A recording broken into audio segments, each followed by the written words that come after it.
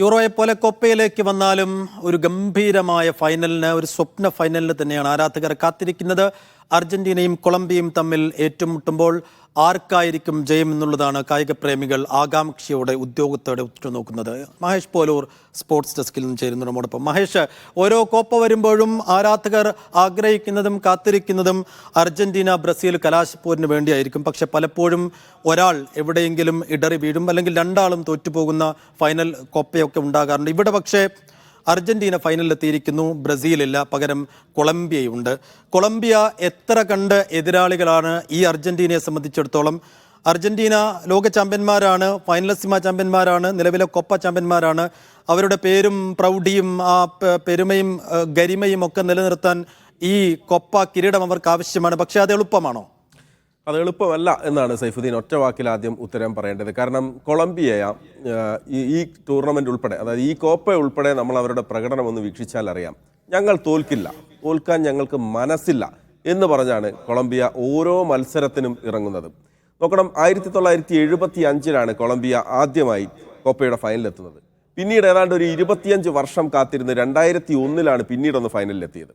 വീണ്ടും ഒരു 23 വർഷം കാത്തിരുന്നാണ് കൊളംബിയ വീണ്ടും കോപ്പ അമേരിക്കയുടെ ഫൈനലിലെത്തുന്നത്.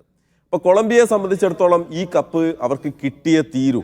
അപ്പം അത് മാത്രമല്ല, അവർക്കത് അങ്ങനെ ആഗ്രഹിക്കാനുള്ള കാരണം എന്ന് പറയുന്നത് ഈ കഴിഞ്ഞ 28 മത്സരങ്ങൾ അവർ പരാജയപ്പെട്ടിട്ടില്ല എന്നുള്ളതാണ്. പക്ഷേ അർജന്റീനയ്ക്ക് പോസിറ്റീവായിട്ടുള്ള പല കാര്യങ്ങളുണ്ട്. ഇപ്പം നമ്മൾ തൊട്ട് മുൻപേ പറഞ്ഞ റിപ്പോർട്ടിൽ നമ്മൾ പറഞ്ഞല്ലോ, എമിലിയാനോ മാർട്ടിനസ് എന്ന് പറയുന്ന ഒരു വൻമതിൽ അത് കടന്നു പോവുക വലിയ പ്രയാസം തന്നെയായിരിക്കും കൊളംബിയയെ സംബന്ധിച്ചിടത്തോളം. അർജന്റീനയുടെ മധ്യനിരയിൽ ഇപ്പോഴുള്ള വിള്ളൽ, പ്രയാസങ്ങൾ, പ്രശ്നങ്ങളൊക്കെ നമുക്കറിയാം. അത് കടന്ന് അങ്ങോട്ട് മുന്നിൽ ചെന്നാൽ, പ്രതിരോധ നിരയും മറികടന്ന് അവിടെ ചെന്നാൽ എമിലിയാനോ മാർട്ടിനസ് ഉണ്ട്. അപ്പം അതാണ് കൊളംബിയയെ സംബന്ധിച്ച് ഒരു വലിയ വെല്ലുവിളിയായിട്ട് നിൽക്കാൻ സാധ്യത എന്നാണ് എനിക്ക് തോന്നുന്നത്. അതോടൊപ്പം ചേർത്ത് പറയേണ്ട ഒരു കാര്യം, അർജന്റീന ഭയക്കേണ്ടത് കൊളംബിയയുടെ കൗണ്ടർ അറ്റാക്കുകളാണ്.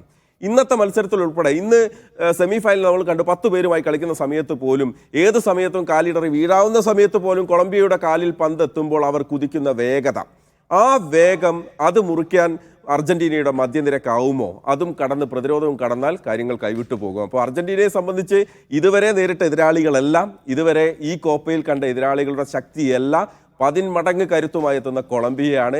അവരെ സംബന്ധിച്ചിടത്തോളം അവർക്ക് ഭൂതകാലത്തിൽ കഴിഞ്ഞ 28 മത്സരങ്ങളുടെ തോൽവിയില്ലാത്തൊരു ഒരു വലിയ ഷീറ്റുമായിട്ടാണ് അവർ വരുന്നത്. അപ്പോൾ അതുകൊണ്ട് ഈസി അല്ല എന്നാണ് ഒറ്റവാക്കിൽ പറയാനുള്ളത്. സൈഫു, അർജന്റീനയ്ക്ക് ഈസി അല്ല എന്നതിനൊപ്പം ഇപ്പോൾ നമ്മൾ ഈ കൊപ്പയിലെ ആദ്യ റൗണ്ടിലെ നിരാശാജനകമായ പ്രകടനങ്ങളും ക്വാർട്ടറിലെയും സെമിയിലെയും ഒക്കെ ഈ പെരുമക്കത്തൊരു പ്രകടനത്തിലേക്ക് അർജന്റീന വരാത്തതുമൊക്കെയാണ് നമ്മൾ ഫൈനലിലും കൊളംബിയ അവർക്കൊരു വലിയ എതിരാളികളാകും എന്ന് വിലയിരുത്താനുള്ള കാരണം. അതിനൊക്കെ അപ്പുറത്ത് ഏത് നിമിഷവും കളി തങ്ങളുടെ വരുതിയിലാക്കാൻ കെൽപ്പുള്ള ലോക ഫുട്ബോളിലെ ഇതിഹാസം എന്ന് നമ്മൾ അഭിമാനത്തോടെ വിശേഷിപ്പിക്കുന്ന ലയണൽ മെസ്സി അവിടെ മുൻനിരയിലുണ്ട്. അദ്ദേഹത്തിന് ഹാംസ്ട്രിങ് ഇഞ്ചുറി അദ്ദേഹത്തെ അലട്ടുന്നുണ്ട്. മെനക്കെട്ട് കളിക്കാൻ ലയണൽ മെസ്സി തയ്യാറാകുന്നില്ല.